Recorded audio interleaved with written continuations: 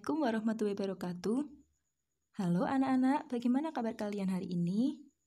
Hari ini kita akan belajar tema 7, peristiwa dalam kehidupan, subtema 2, peristiwa kebangsaan seputar proklamasi kemerdekaan, pembelajaran ke-1. Materi pembelajaran kali ini, yang pertama, membaca informasi teks narasi sejarah. 2. Teks narasi sejarah yang terkait dengan unsur apa, di mana, kapan, siapa, mengapa, dan bagaimana. 3. Pengaruh kalor terhadap suhu. Bangsa Indonesia pernah mengalami masa penjajahan cukup lama. Selama penjajahan, bangsa Indonesia mengalami penderitaan. Oleh karena itu, bangsa Indonesia semangat untuk melepaskan diri dari penjajah. Namun, usaha untuk memperoleh kemerdekaan ternyata tidak mudah. Indonesia harus melalui berbagai rintangan dan peristiwa sejarah yang perlu dicatat dan menjadi pelajaran bagi kehidupan bangsa. Terbentuknya Negara Kesatuan Republik Indonesia tidak hanya cukup dengan pembacaan naskah proklamasi kemerdekaan pada tanggal 17 Agustus 1945. Namun, terbentuknya Negara Kesatuan Republik Indonesia melalui berbagai tahapan dan peristiwa. Tahapan dan peristiwa memperkukuh terbentuknya Negara Kesatuan Republik Indonesia. Saat ini pun kita masih harus tetap mempertahankan kedaulatan negara. Proklamasi menjadi peristiwa paling bersejarah bagi bangsa Indonesia. Proklamasi menjadi tonggak sejarah berdirinya bangsa Indonesia, menjadi negara yang merdeka dan berdaulat. Proklamasi menjadikan bangsa Indonesia terlepas dari penjajahan. Proklamasi juga menjadi awal bagi bangsa Indonesia untuk menentukan nasibnya sendiri. Pada akhir bulan Juli 1945, Jepang menyetujui pemberian kemerdekaan kepada Indonesia pada tanggal 7 September 1945. Namun, pada tanggal 6 dan 9 Agustus 1945, bom atom dijatuhkan sekutu di kota Hiroshima dan Nagasaki. Peristiwa itu mendorong diubahnya tanggal pemberian kemerdekaan Indonesia menjadi 24 Agustus 1945. Kemudian, pada tanggal 15 Agustus 1945, Jepang menyerah tanpa syarat kepada sekutu. Akibatnya, terjadi kekosongan kekuasaan di Indonesia. Kesempatan inilah yang kemudian dimanfaatkan oleh bangsa Indonesia untuk memproklamasikan kemerdekaan. Simak teks berikut ini. Peristiwa pembacaan teks proklamasi.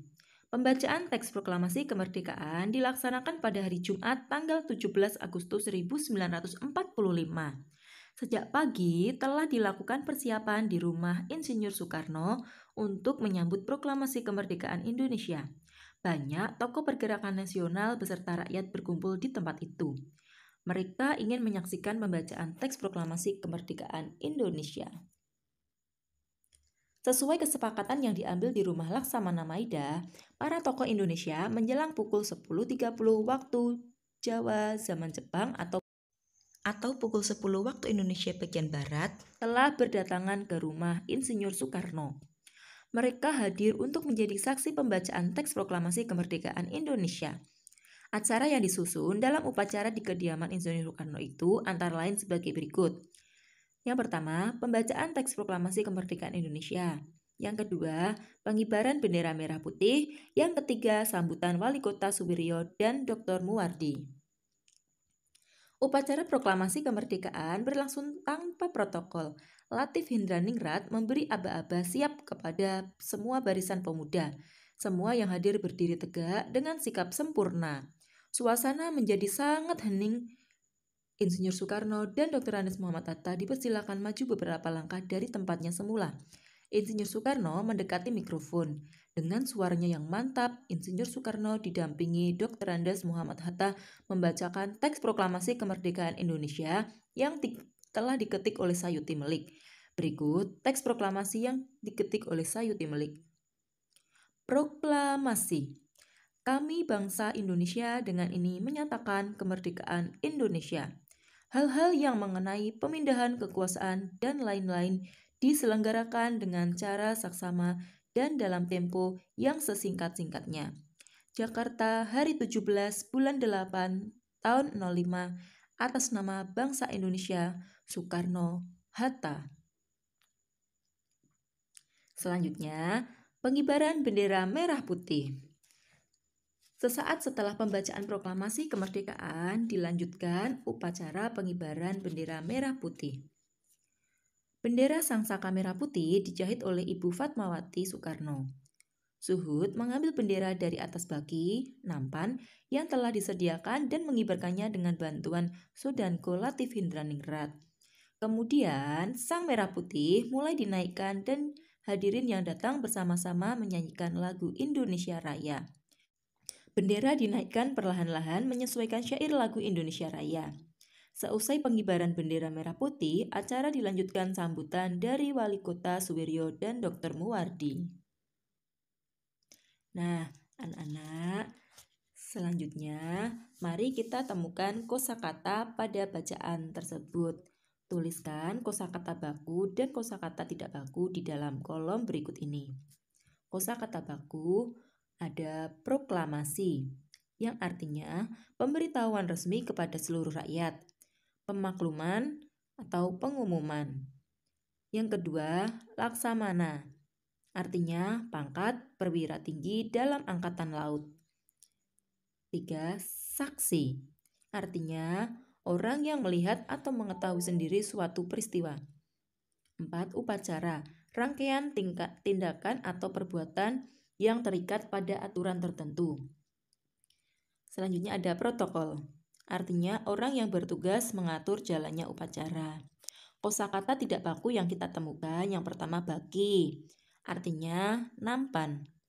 Kedua, sodanko, artinya pangkat kemiliteran Jepang. Nah, kemudian tuliskan kembali peristiwa proklamasi kemerdekaan Republik Indonesia melalui kegiatan berikut. Menjawab pertanyaan dengan unsur apa, di mana, kapan, mengapa, bagaimana. 1. Kapan teks proklamasi dibacakan? Teks proklamasi dibacakan pada tanggal 17 Agustus 1945. 2. Di mana teks proklamasi dibacakan? Teks proklamasi dibacakan di Rumah Laksamana Maida. 3. Siapakah yang membuat dan membacakan teks proklamasi? Yang membuat dan membacakan teks proklamasi adalah Insinyur Soekarno. 4. Siapa sajakah tokoh yang hadir pada peristiwa pembacaan teks proklamasi? Tokoh yang hadir pada peristiwa pembacaan teks proklamasi yaitu Insinyur Soekarno, Dr. Andes Muhammad Hatta. 5. Apa saja susunan acara pada pembacaan teks proklamasi? Susunan acara pada pembacaan teks proklamasi yaitu pembacaan teks proklamasi kemerdekaan, pengibaran bendera merah putih, dan sambutan Wali Kota Suwiryo dan Dr. Muwardi. Anak-anak, kita tahu bahwa teks proklamasi dibacakan pukul 10 waktu Indonesia bagian Barat. Bagaimana kira-kira cuaca dan suhu udara pada saat itu? Apa yang kamu rasakan pada saat ini pada pukul yang sama, yaitu pukul 10 waktu Indonesia bagian Barat? Bagaimanakah suhu udara saat ini? Panas ataukah dingin? Suhu udara yang kita rasakan sangat berpengaruh oleh sinar matahari. Jika intensitas sinar matahari tinggi, suhu udara pun akan tinggi. Sebaliknya, jika intensitas sinar matahari rendah, suhu udara pun akan rendah. Nah, hal tersebut juga berkaitan dengan perpindahan kalor secara radiasi dari sinar matahari. Mari kita simak bacaan berikut ini. Kalor mengubah suhu benda.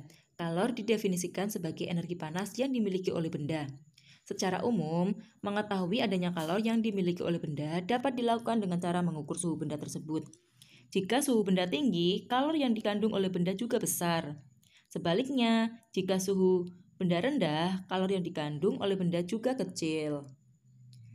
Kalor yang dimiliki oleh suatu benda bisa berubah-ubah, bisa naik, bisa juga turun karena kalor dapat berpindah dari suhu tinggi menuju suhu yang rendah. Nah, contoh bahwa kalor dapat mengubah suhu benda yaitu air panas memiliki suhu tinggi dan air dingin memiliki suhu yang rendah. Apabila keduanya air dicampur, campuran itu akan menghasilkan suhu baru. Suhu rendah akan meningkat karena menerima panas yang bersuhu tinggi. Nah, anak-anak, Mari kita lakukan percobaan berikut ini. Menyelidiki galon dapat mengubah suhu benda.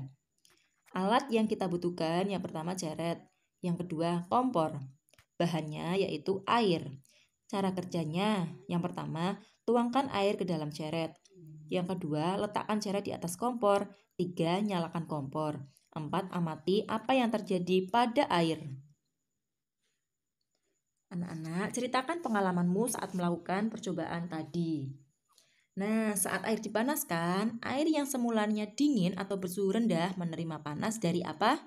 Ya, dari api melalui ceret. Oke, air menerima panas. Lama-kelamaan air itu akan menjadi air menjadi panas atau suhunya meningkat. Kesimpulannya yaitu makin besar energi panas yang diterima air, makin besar pula kenaikan suhu pada air. Oke anak-anak, cukup sekian untuk materi kita hari ini. Semoga anak-anak dapat memahaminya. Wassalamualaikum warahmatullahi wabarakatuh. Sampai jumpa.